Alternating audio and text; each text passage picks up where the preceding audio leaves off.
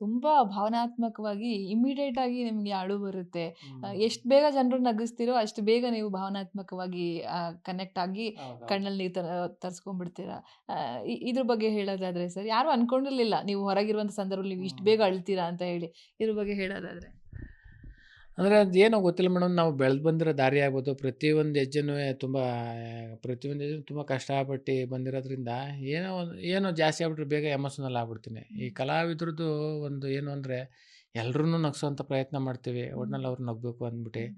ಗೊತ್ತಿಲ್ದಂಗೆ ನಮ್ಮಲ್ಲೇ ಜಾಸ್ತಿ ನೋವು, ಅಳುವು ಅನ್ನೋದು ತುಂಬಿರ್ತದೆ. ಹ್ಮ್. ಸತ್ಯವಾಗ್ಲೂ ಅದನ್ನ ಯಾರಿಗೂ ಹೇಳ್ಕೊಳಂಗಿಲ್ಲ. ಹ್ಮ್. ಅಳ್ಕಂದ್ರೂ ಏನಾಗ್ಬಿಡ್ತದೆ ಅಂದರೆ ಅವ ಸುಮ್ಮನೆ ಅಳ್ತಾವನೆ, ಹ್ಮ್. ಸುಮ್ಮನೆ ಫೀಲ್ ಮಾಡ್ತಾವನೆ, ಏನೋ ಒಂದು ಎಮೋಷನಲ್ ಕ್ರಿಯೇಟ್ ಮಾಡೋಕ್ಕೆ, ಹ್ಮ್. ಅವರಿಂದ ಪ್ರೀತಿ ಪಡ್ಕೊಳ್ಳೋಕ್ಕೆ ಅಂತ ಅಂತಾರೆ. ಹ್ಮ್. ಸತ್ಯವಾಗ್ಲೂ ಹಂಗೇನಿರೋದಿಲ್ಲ. ಯಾಕಂದ್ರೆ ಬೇಕು ಅಂತ ಯಾರೋ ಅಳಕ್ಕೆ ಸಾಧ್ಯನಾ? ಖಂಡಿತ.